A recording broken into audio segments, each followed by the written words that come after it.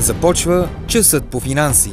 Всичко за вашите и чуждите пари от финансовия експерт Светозар Гледачев.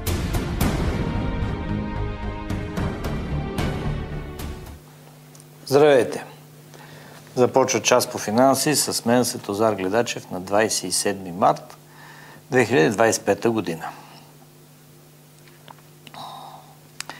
Естествено, че няколко ще са темите, но най-важната тема, която ще е като основна, това е Тръмп обяви 25% увеличение на митата за автомобилите от 2, при нас се почувства на 3 април, т.е. другата седмица.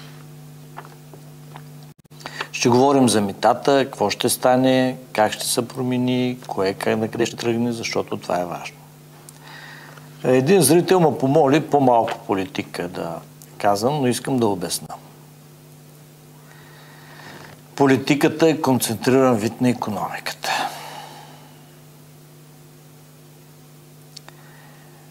А войната е продължение на политиката с други средства. За да разберем икономиката, трябва да разберем политиката и оттам войната. Лошото е, че стигнахме до война и сме в състояние на война. Както го доказвам преди 6 години, че сме в Трета световна война и тя е така. И вече почнаха много хора да се осъзнават и да видят, че войната не е само пушки и патрони, но е интернет, завладяване на съзнанието, популизъм и така нататък, и така нататък. Войната не е спирала от някъде от 2014 година. Но вече вървим към активната фаза, както обичат да казват военните, т.е. към военните действия. Само аз имам обяснение. Обяснявал съм го много пъти, че това е неизбежно.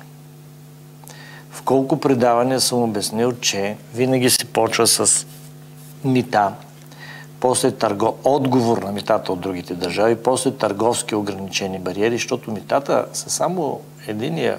Може да не повишиш митата, за което ще говоря, и да ограничиш вноса от други страни. Тарифни и нетарифни ограничения се казват по митниците. Така. Може да забраниш някаква съставка, която има само там и работа спира. Просто технически анализ, анализ на продукта, както примерно имаме забрана за ГМО пшеница от САЩ, дали се спазва или не, това е друг въпрос. И не, пшеницата няма мито. Не е ГМО или с пестициди, както имаме забрана за Турция пестициди, само че Турция използва пестициди. И на митницата е една лаборатория, която е на едни бивши мутри, бизнесмени, който пък единия го убиха в ЮАР, после другия, които фактически камионите минават и си плащат рекет и проби не са вършат. Виждате ли как се въртат нещата? Тоест не са толкова простички. Увеличава митото и всичко окей. Има много, много друго начин и за тях ще говорим. Въпросът е, че от вчера Европейската комисия излезна с препоръка. Това, което най-вероятно всички медии в България ще тръбат днеска, сигурно и вчера, че всеки европеец трябва да се запаси с храна и вода и всички необходими пособия за 3 дена без ток, вода и храна. Кога е ставало това в съвременната ни история? Всичко необходимо нужно. То не се казва в състояние на война, но природни катаклизми, така нататък и така нататък. Напрежението от война расте страшно много и много. Разбирате ли, че преди да говорим за злато, акции, облигации, трябва да говорим ще оцелеем ли и кой ще оцелее. И къде е по-голяма вероятността да се оцелее? Ако не ги пропускайте тия неща, защото фашизма, докато се стигне до Втората световна война, има почти 10 години, в който набъбват, а и хората му се радват и го подкрепят. С грешни политики викат, да бе, те не могат да направят тая глупост и я направиха. Същото и с Тръмп в щатите. Тръмп не може да направи такава глупост и той направи всички глупости, които не можехте да си представите, че могат да се направят. Така. Само, че когато, примерно, някъде тлее дадено и няма огън, ти като му добавяш съчки, като му фърляш бензин, като му добавяш кислород, ти го стимулираш и най-вероятно ще избие. Целият свят беше в огромни противоречия. И ти като засилваш противоречията, става още по-лошо и вероятността да станат големи такива катаклизми е огромна. И аз ви казвам, всеки ден те се увеличават. И то от ерата Тръмп 2.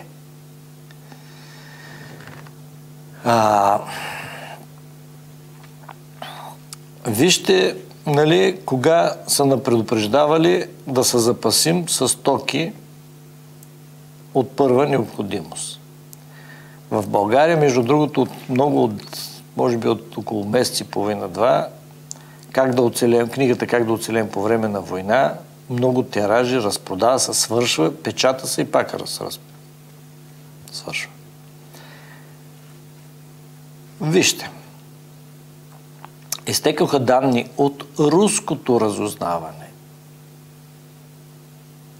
което казва, че Израел ще удари Иран в ядрените обекти съвсем скоро.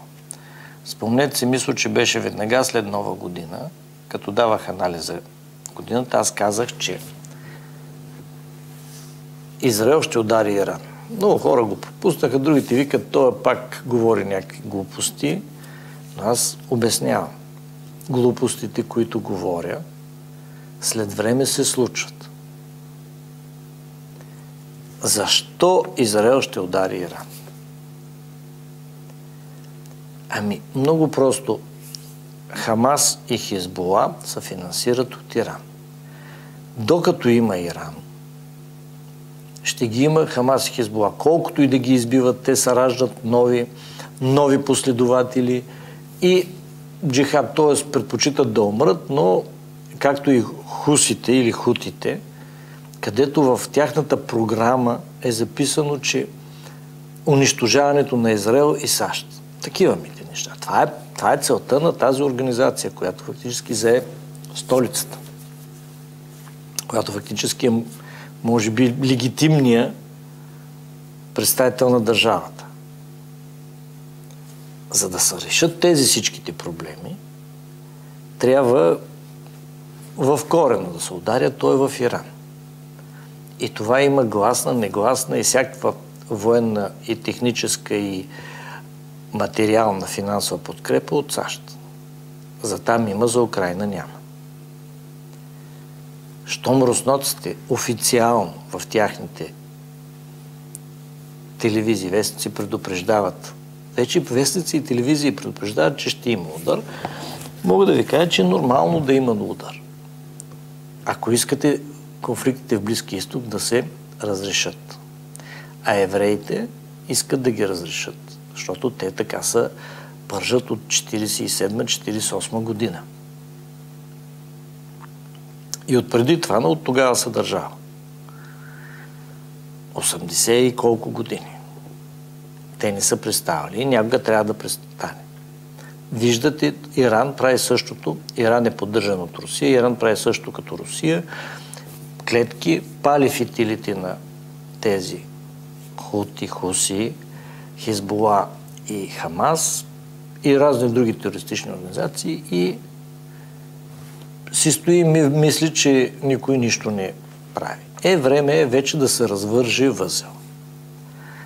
Как ще продължи обаче на там работа, не е много ясна.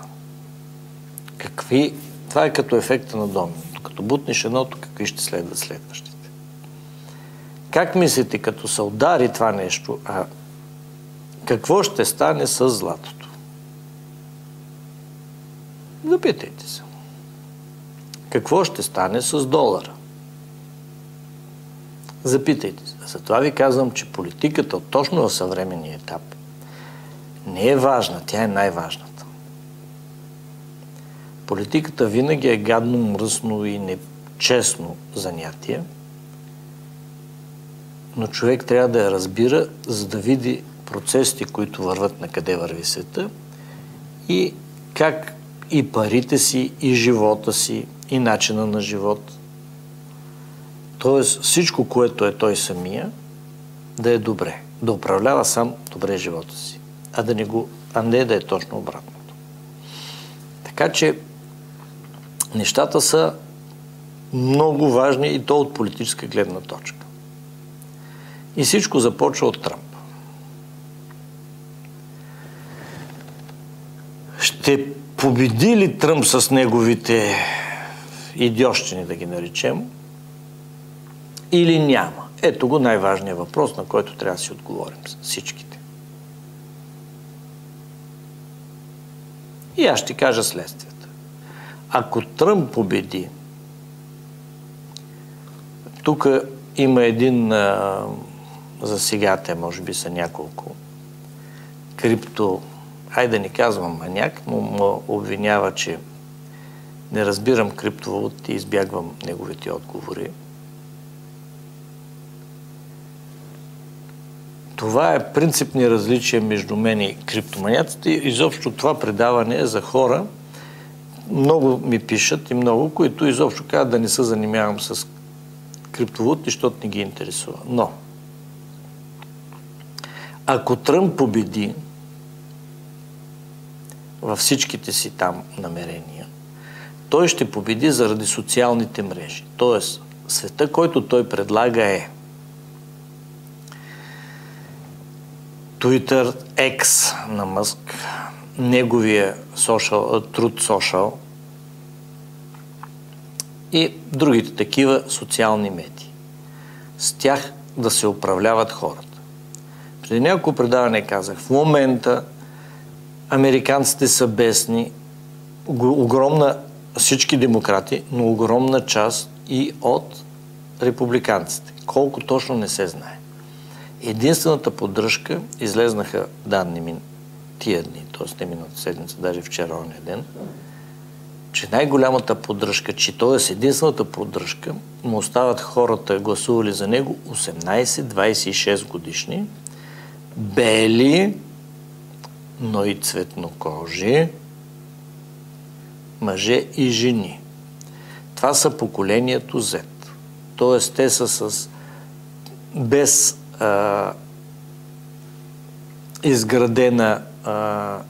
изграден мироглед на тяхните родители и други. За тях света изглежда интернет и всичко в него. Но те това възприемат за реалност. И сега обяснявам. За да се разбере лесно, вижте какво става в Турция. Турция ври и кипи. Но още първия ден, в който арестуваха Екрем Имамоглу, Турция заглуши социалните мрежи.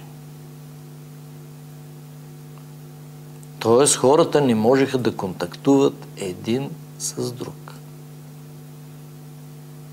Заглуши социалните мрежи. Хората пак излезнаха. Но нямат как да комуникират помежду си. Нещо друго. Арестувани са всеки ден между 35, 40, 50 човека, записане в социалните мрежи. То не се появява, другите не го четат. Но за това, което пишеш, т.е. това, което ви постоянно натърцам, където е заровено кучето, където е най-важно, това е дигиталното робство. Това е, че чрез интернет, чрез медиите, те те облъчват. И ето ти, като държиш медиите, държиш обществото. Много пъти съм го обяснявал и казах. 9 септември и предишните преврати, когато се правят в България, 9-майския, септемврийския, всичките преврати, първото се завзема радиото, комуникацията. Сега се взимат социалните мрежи. Нови са нещата. Тоест ти в социалните мрежи вече опозиция не можеш да виждаш, т.е. то не е място за свободно разпределяне заказване кой каквото си иска, а то е цензурирано от който ги държи. В момента социалните мрежи са основно от Щатите и само TikTok от Китай. И се цензурират така, както си искат. Когато Тръмп дойде на власт, тези мрежи си промениха алгоритмите и възхваляват Тръмп и режат всички други негови противници. Тук пак отговарям на въпроси. Един зрител казал защо му трия постовете отдолу. Съвсем отговорно мога да кажа и казвам. Миналата година съм трил няколко поста и съм блокирал само един човек, откакто има такова предаване, т.е. поне 7 години аз качвам предаване в YouTube. Защото съдържаше обидни думи, нелицеприятни, така, начин на поведение. Тоест, не мога да кажа колко месеца, ама не 3, най-много да съм изтрил 2-3 съобщения и то беше, защото имаше вулгарни обиди. Между другото, те и социалните мрежи автоматично ги трият. Значи съм изтрил 2-3 съобщения и един профил на един човек, който беше изцяло насочен, той даже е българин, знам го кой е, от Германия и така нататък. И той почна да пише в другия YouTube канал, но няма значение това. Искам да ви кажа, че ако някой ви трие тези неща, първо не съм аз, а това са от YouTube, конкретно Meta, Google, каквото искате там. Тоест има цензура. Няколко пъти съм казал, че самия аз качвам, като ми зададат въпрос, обяснявам, примерно беше въпроса за фалитите на България и така нататък, и обяснявам и давам данните. Коя година, какво, качвам го и появява се и след 5 минути го няма. Над 10 пъти съм правил такива неща и после се отказах. Трие ми ги социалната мрежа. Виждате ли, че социалната мрежа, това, което постоянно казвам, е тази, която фактически чрез цензурата променя съзнанието на хората. И затова казах поколението Z. Насякъде по света е с абсолютно различно мнение. То е неоформено, неправилно и води до тези и не разбира нещата. Поколението Z е поколението, което е криптовалутите. И затова Тръмп, който беше противник, после изведнъж почна с парите на криптомилиардерите да печели. И така спечели изборите, като каза, че ще направи дигитален биткоин, дигитален долар, така нататък, нали, ще направи резерв от 5 валути, той официално го обяви, пък то не е това, което е, пък определени щати не го ратифицираха, което па не влиза в сила, изобщо кашата е безкрайна. Така. Само това искам да кажа на тези хора, които вярват в криптовалутите. Ние контактуваме, нали, дори Фейсбук е стара мрежа, то е за възрастните хора. YouTube също. Не е за поколението Z. Те даже ги си трият акаунтите и са други. Но както ти се притрастяваш към социалните мрежи, и сведнъж могат да ти ги резнат. Могат да те насочват, могат да те управляват и така става. И сега, щом управляват социалните мрежи, помислете си, ако света всичко стане, изчезнат нормалните фиатни пари, които са в момента, и станат криптопарите, дали по същия начин, защото те са продължение на социалните мрежи, дали по същия начин могат да ти спрат плащания, заплати, преводи, спестявания. Кое ви дава право да мислите, че примерно ако Тръмп спечели, в смисъл, че Тръмп, той се готви и за трети мандат. Това да знаете, промяна на Конституцията и разни други работи, всякакви налудничеви неща, включително и такива като в Русия пожизнен и други глупости, които звучат нереално, но ще видим дали ще се случат. Утре, както е така, за криптото, така може да ги забрани. И тогава вие не може да ги изобщо да имате досег до тях в тези държави, в тази държава.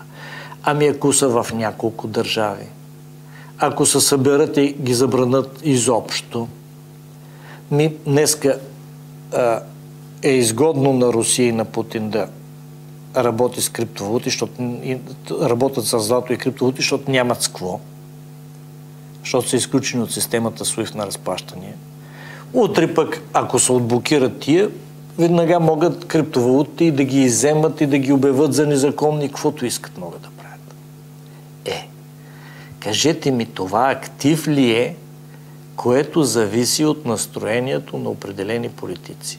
Тоест, и до сега има на различни криптоборси, където нямаш досег до тях. Изведнъж, както води се на телефона, че имаш еди колко си пари и нямаш досег до тях.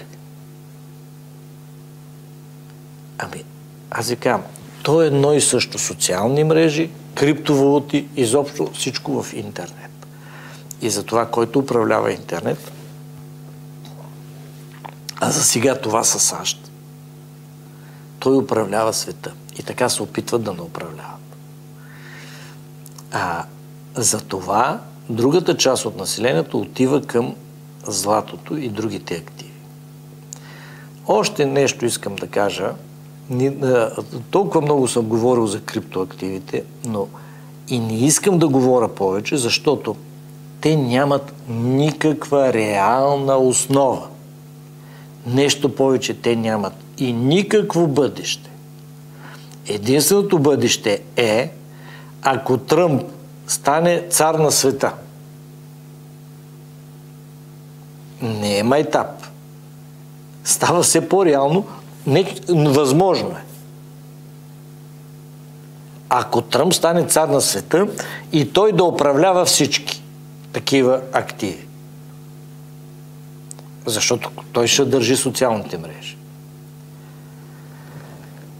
Също вчера излезна китайското информационно разузнаване и така нататък, тяхната агенция, и каза, че САЩ от поне 10 години знае всичко за всички хора по света.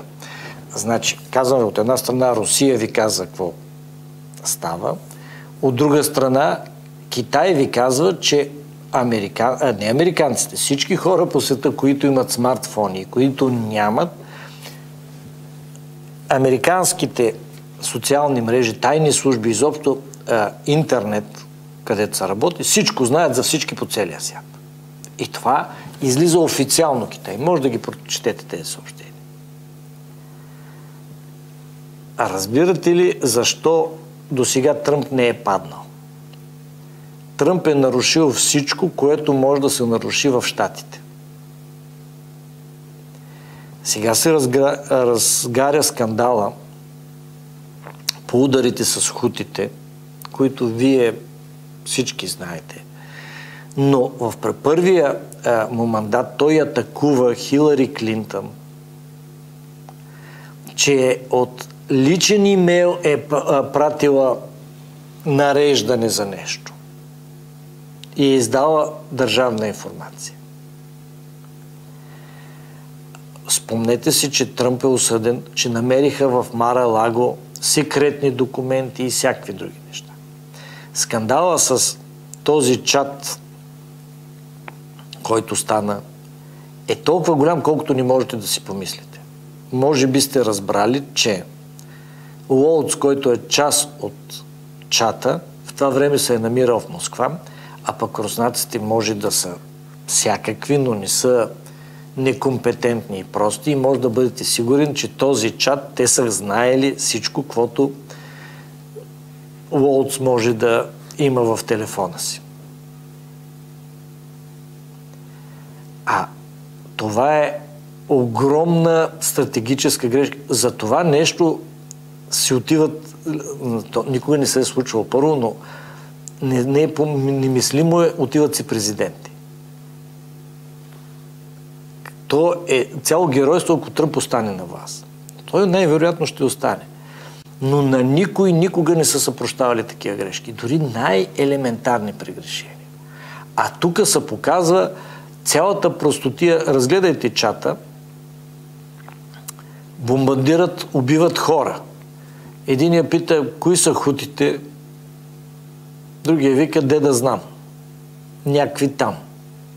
Ще им дадем урок. Това, че за Европа насмятат за лоши бокуци и така нататък, отделно.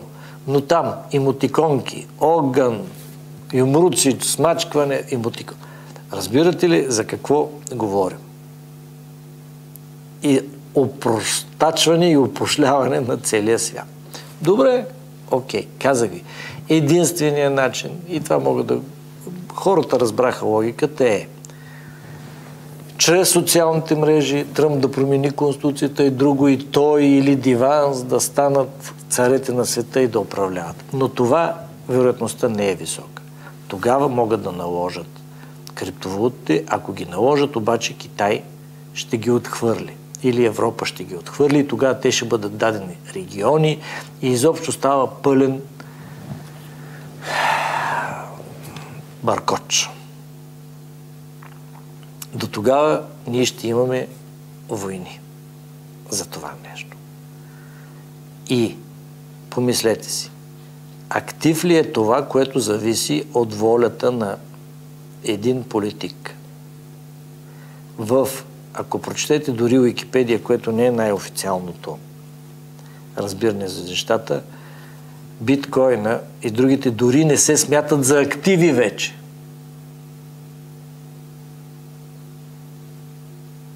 Те се смятат счетоводно разчетни единици, който както иска да го разбира. Актив е, което има стойност.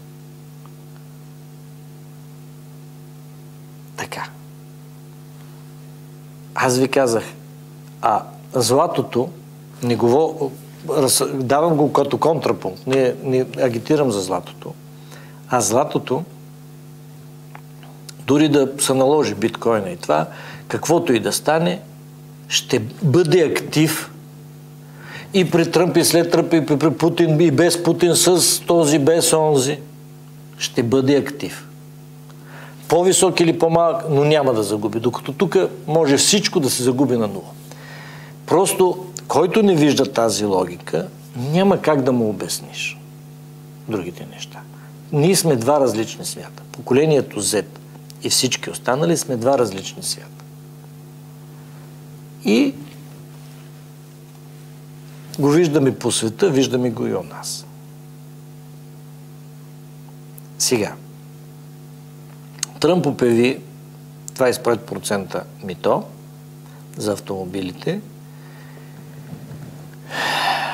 и златото скочи. Преди това то беше стигнало, това, което постоянно повтарям, преди това беше стигнало до 3043-45 Не знам дали стигна 47 долара за трой унция. След което падна до 3002,3 и сега се дигна до 3000. Веднага след това пазарите реагират до 3034 е в момента, сутринта преди да тръгна. Колкото повече несигурност, толкова повече злато се купува. Колкото повече сигурност, толкова ще падне. Тоест, виждате ли пак от политиците. Но не е с такива размери, както е криптовалутите. Освен това, криптовалутите, за да довърша, защото то е безкрайна темата, не се регулират от централните банки. Когато Централната банка дадена валута, аз затова казвам, че няма вече икономист по света, който да казва, че криптовалутите са валута. Преди те се смятаха за актив, но не се смятат за актив. И вече само две други се смятат за актив.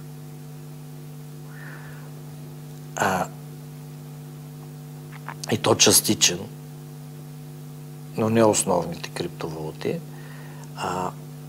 Когато една валута тръгне да пада, Централната банка променя основния лихвен процент. И тогава падането спира, защото всички почват да купуват тази валута под формата на държавни ценни книжа, съкровищни бонове и други. И тя се регулира нагоре и надолу. Това е като един язовир, който се изпуска и пълни. Изпуска и пълни. И се прави да бъде максимално отклоненията да бъдат минимални. Това прави валутата ценна. Нейната стабилност. Когато не отговарят на тези условия, когато няма кой да регулира централните банки, то отклоненията са огромни. Както виждате, биткоин от 109 на 72-3, па после на 80 и нещо е в момента и така нататък. Просто, когато не разбирате същността на парите, няма как да разберете тая цялата следствие. И си казвате, че те носят свобода, криптовалутите. Не, носят зависимост. Както си мислехте, че социалните мрежи носят свобода и там може да си казвате каквото искате, не, почнаха така, но вече носят зависимост. И само зависимост. И сега да разгледаме търговските мита. Ще се наложи да повторя, много хора са забравили, но истините трябва да се повтарят. Първият бизнес в света, който възниква, това е войната. Първия. Значи, говорим за преди 200 000 години, 120 до 300 000 години се смята, че е възникнало човечеството. Кога няма значение. Значи, по-силният взима храната на по-слаби. И набива го, убива го, изгонва го. Ако гледате и кучетата каюца на глъдница или някъде навънка, като има някъде нещо за ядене, едно ден почва да яде, другите идват, той изгонва другите, те стоят и там като недохранени страни и така. И това не развива никого. По-силният печели. Времената се върнаха. По-силният в момента налага своите правила. Но това никога не е било вечно. После започва търговията. И това се смята за най-голямото откритие на света. Никой конкретно не го открил. Когато единия нещо е убил, па другия носи връзка банани и той му дава връзката банани, за да му даде ония месо, и тогава разбират, че могат да бъдат един в други му полезни. Тоест да не се избиват, а да са си полезни. И тук започва човешката еволюция. Много учени смятат, че това е старта на човечеството. С търговията. Защото възникват формите на социални контакти между различните общества и индивиди. Тогава на племе, на семейство, каквато и форма да е било. По този въпрос съм чел безкрайно много и мога да говоря, и даже искам да говоря, да го обясна, но ще го мина набързо, за да видите еволюцията на нещата, откъде почва да къде свършва. Това се смята за качествен скок и това няма две мнения в целия свят. В развитието на еволюцията на човечеството. Мисля, че Бърнард Шоу беше казал, ако аз имам ябълка, пък ти круша и си ги разменим, ти ще имаш круша, аз ще имам ябълка. Но ако аз имам идея и ти имаш идея, си ги разменим, всички ще имаме по две идеи. Така. И от тук почва интеграцията и развитието, търговията. И тогава едните мислят как да произвеждат повече банани, другите повече месо, почва специализацията и започва прогрес, еволюцията. После почва второ, трето разделение на труда и така нататък. Тези, които са ловците, гледат, че като убият някоя там, примерно, сарна, кошута, взимат сърненцата, вместо да ги изядат, ги гледат, те растат, почват да гледат стада и така нататък и се развива скотовъдство, земеделие, размяна и се усложнява в момента до над 200 000 основни компонента размяна. Сложната търговия размяна. И сега. Виждате ли какъв е принципът? Този, който е най-производителен, дава най-ниска цена. Значи, който го прави нещо най-добре, прави нови технологии и го произвежда най-добре, дава най-ниска цена. И другите го търсят. И сега, виждате ли, еволюцията върви към това е международното разделение на труда, все по-разделение и затова веригите на доставки са много важни. Защото между тия 200 000, те са основни, те са много, те са милиони отделните детайли, но това са 200 000 основни компонента. Става размяна. За да си го обясните, в момента какъв е проблема между Канада, САЩ и Мексико, че понеже е по-евтино точно на американските компании да използват мексиканския труд, джиповите на General Motors и Ford се произвеждат там. Само, че по няколко пъти на ден или на месец различни компоненти отиват примерно от Мексико в Щатите, се сглобяват в по-едър компонент, как да го обясна, и после се връщат в Мексико да се сгубят. Тоест на ден се минава по много пъти тирове. Но се оптимизира, за да може цената да е най-ниска и понеже в Мексико работната заплата е между 5 и 7 пъти по-ниска от тази в Щатите. И затова американците ползват ефтини точно тези големите пикапи автомобили. Също е в Канада, мисля, че в Онтарио се произвеждаха американците, абсолютно същата система. Сега обаче с метата, гледайте, прекъсват тези вериги на доставка. Спомнете си, че по времето на COVID-а и след това, точно, 2001-2002 имаше проблем с веригите на доставка. И това беше огромни. Тук няма чипове, тук няма това. Всичко прекъсва. И ето появи се Тръмп и той ви налага бариера. Значи, вижте, в Балкана си тече водата е така и той ви слага преграда.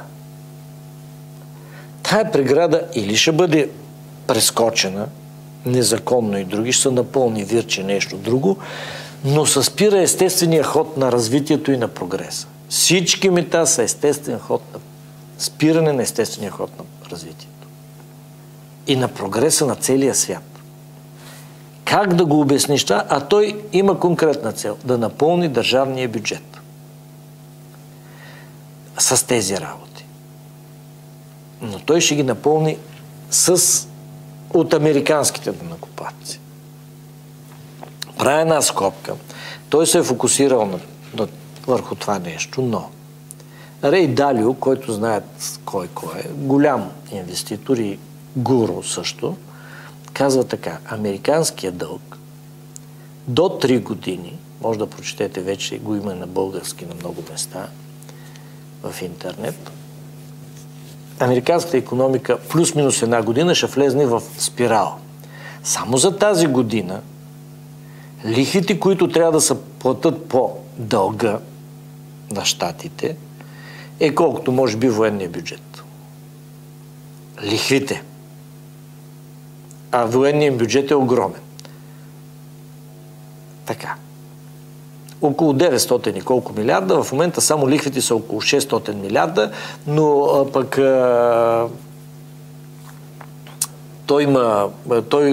и лихвите ще се увеличават, инфлацията ще расте, общо взето огромни. И проблеми. Виждате ли какво става? Тръмп спира развитието на страните, на отношенията. Дори да има някакъв положителен ефект в началото, то ще има увеличение на инфлацията. И това е сигурно. Вече никой не се изобщо притеснява от това нещо. Имайки увеличение на инфлацията, първоначално държавният им бюджет ще се напълни, защото данъците са върху цените, а цените като се вдигат, са пълни и държавния бюджет. Но после, за да се финансира държавния бюджет, то трябва да става с държавни ценни книжа, съкровищни бонове. Те, като пада долара, инфлацията като се дига, лихвата трябва да е по-висока от тях, за да могат хората да ги купуват. И те ще се дигнат. Тоест, от една страна са пълни бюджета, но от друга страна разходите за бюджета ще нараснат. За американския говор. Дали се разбира, дали не се разбира, това няма никакво значение. Пак ви казвам, Тръмп иска да покаже, че е силният лидер е само на поколението Z и на други. Защото те са слепи, глухи и облъчени от социалните мрежи. Каквото има там, това е истината. И не могат да разсъждат. И това не е само там, това е в целия свят. Колкото и да е чудно, Европа е по-добре, България е още по-добре, между другото. Защото социалните мрежи нямат чак така голяма тежест, но вие може да видите млади хора, които са не зомбирани. Те просто са истерично зомбирани върху дадени неща, които са тотално неверни, но те даже не искат и да разберат това нещо. Това е проблема с държавния бюджет. И Рей Далио на щатите казва, че трябва той да дойде на ниво 3%. А вижте българския, че всички сме се фокусирали върху тия 3%, а пък българския държавен бюджет, нали, се раздува и колко е, не се знае и така нататък. В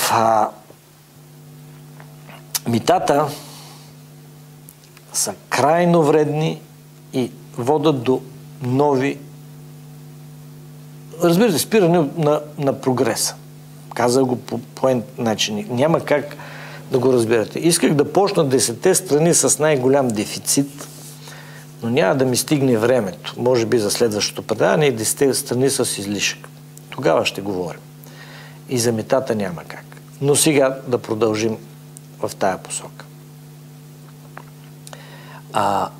В момента в Канада могат и да ни въвеждат мита. Спряха покупките на американски стоки тотално. Само това искам да кажа, че от всички страни в света спряха покупките на американски стоки, на Тесла най-много. Само в България има ръст.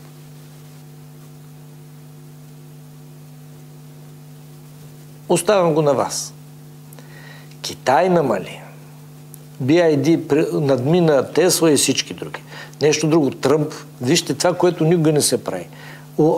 Това, което указа, който подписа, да видим как ще се реализира на 2 и 3, затова може би тогава ще говорим за митата основно. За да видите, че не е това, което той ви каза. Изобщо всичко до тук Тръмп, което е казал, е лъжа. И се заблуждава и заблуждава. Но кои му вярват? Аз пак казвам, пак поколението Z. А другите не му вярват. Но поколението Z е активно и агресивно. В България вижте кои са партиите, които разчитат точно на това активна агресивност. Може да си ги изброите. Но само това искам да кажа. Това нещо рано или късно се оправи с много или с малко загуби. И в интернет се върти много отдавна нещо, че Ушким Чикалоян, че Георги Парцалев го е казал, че когато нямаше интернет, само роднините ти знаеха колко си прост, а сега като има интернет, всички го научават, но ти не. Ти си мислиш, че си велик. Също аз съм го написал в една от книгите си, че тя е много стара мисъл. Когато човек почине, човек се освобождава от тежестта на живота, от оковите, така болки и страдания. На него му олеква, на другите плачат. Същото е когато си прост. Всички около тебе страдат, ти не страдаш. И третата фраза е на Станислав Лем, който казва, че докато имаше интернет, не знаех колко много глупаци има по света. И вижте, те избиват и в България, и в света, избиват отгоре, отгоре, отгоре, отгоре.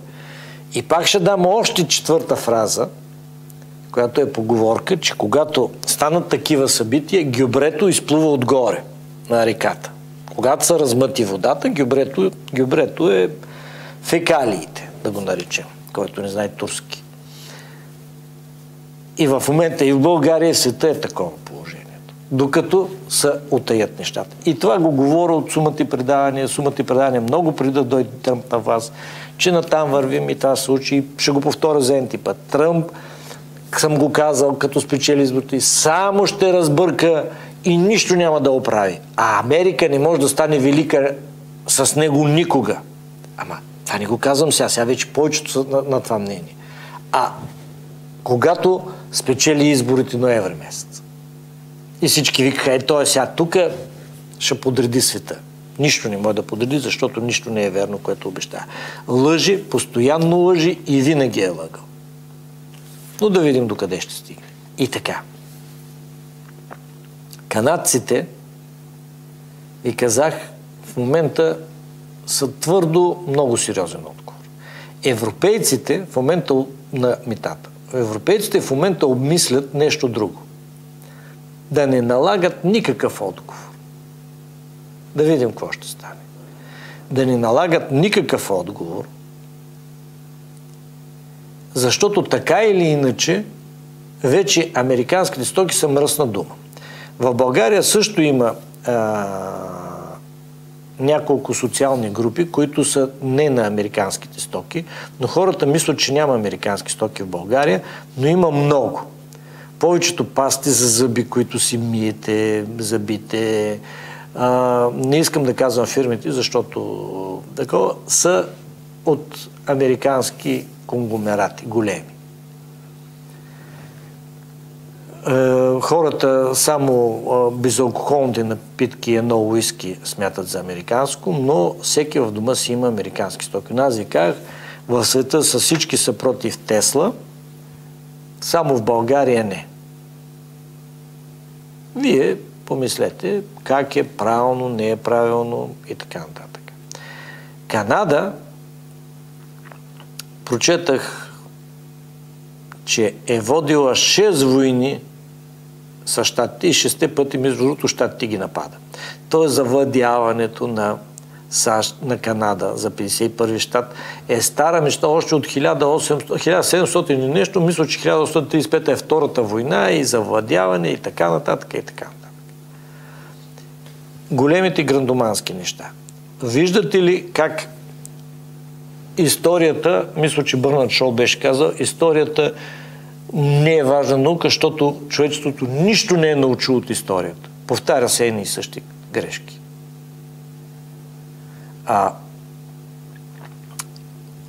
Войната е първия бизнес. Търговията е втория. В момента се усича търговията и се връщаме към войната. И ако ескалират, а то тепърва ще се разбере другата седмица, спомнете си, преди едно предаване казах, че до 1-2 седмици ще се прояви посоката, на която върви света. Китайците скочиха, европейците скочиха, европейците вече имаме предателства. Тук е бъкано с руски шпиони и предателства. Орбан прави с Вучич, прави отбранителен съюз, ще прави. Изобщо много неща стават. И стават на нашата територия, което е опасно. Където и в чужбина фанат агенти са все българи, които шпионират за Русия. Вижте последните. Така. Та 6 пъти Америка е нападала Канада и те са и 6 пъти се е преваляла, между другото. И сега нещата върват към ескалиране на напрежението, което ще избухне на съвсем други места. Значи, след 2 април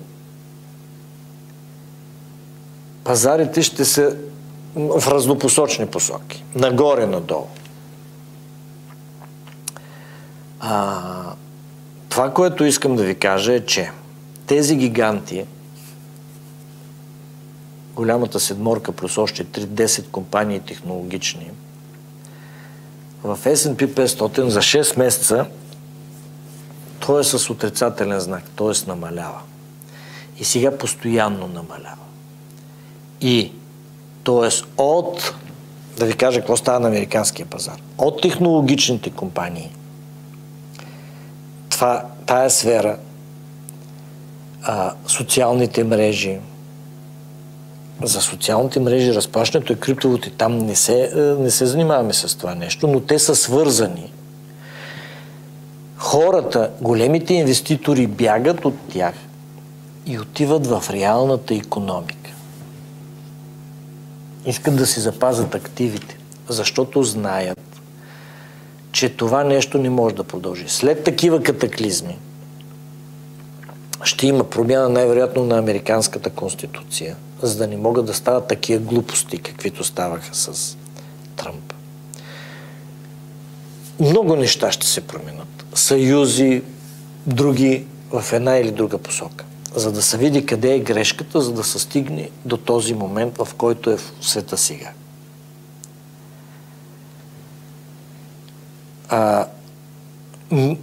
След това най-вероятно ще се създадат нови съюзи.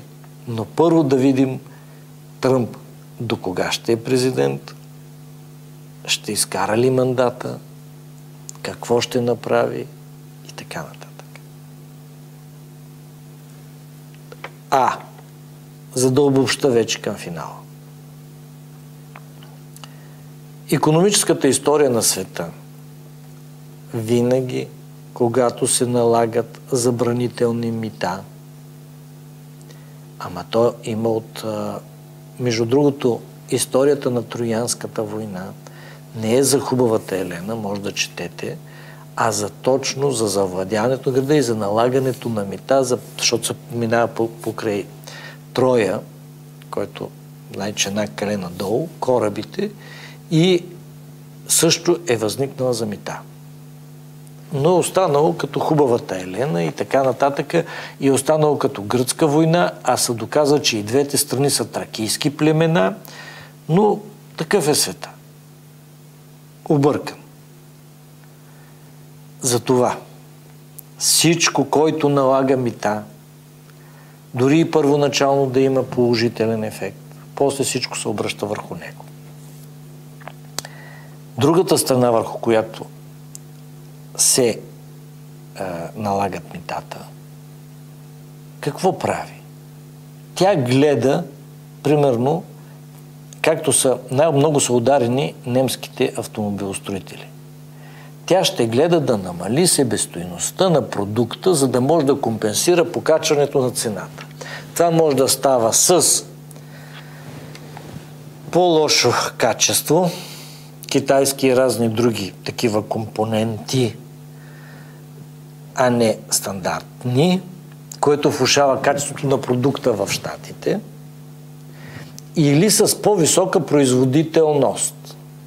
или с изнасянето на производството в страни като България, Турция, както BID изнася, прави завод в Турция, това е китайски производител, за да може за Европа да зарибява пазара, и те ще бъдат компенсирани. И страната, върху която са наложени, действа стимулиращо за икономиката.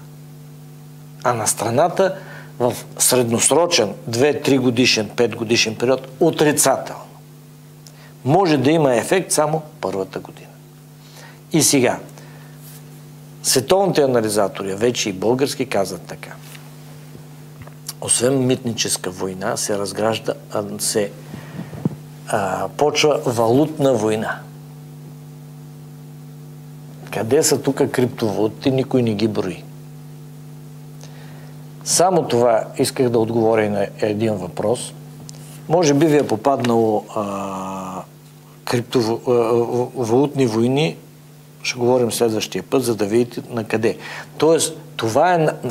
Тук с тези 25% са пали фитила, които ще дават отражение върху абсолютно всичко и много на съвсем различно място ще удари. Когато гръм удари, ще видите как ехото заглъхва, както е на Пео Яворов пиеста. На много места, където не очаквате. А пък Тръмп изобщо даже и не очаква. Излезна, пак зададен въпрос към моя канал, златото и еврото. В света излезна, че всичкото злато на света е 244 000 тона. Това е, което не е добито. Добитото и това, което е в хората като накити. Тоест това, което е залежи. Тоест още руди някъде не е установено къде е, са 244 000 тона. Това прави по 30 грама на човек на 8 милиарда разделен. И сега да обясна. Тоест, защото въпросът беше такъв, златото ще замени ли еврото и така нататък. Еврото като количество е 270 пъти разделено на човек спрямо златото. А то е, което включително и недобитото. А еврото си съществува. Тоест, тежестта на еврото е по-голяма 270 пъти от златото, а ако вземем само от добитото и реалното, над 500-800 пъти повече. Тоест, от е тежестта спрямо златото. За да дименция се казва, за да направите пропорциите, тежестта на златото, еврото. И защо за еврото има бъдеще? Златото е такова само докато има несигурност. А несигурността може би ще свърши с Тръмп. Приятен ден!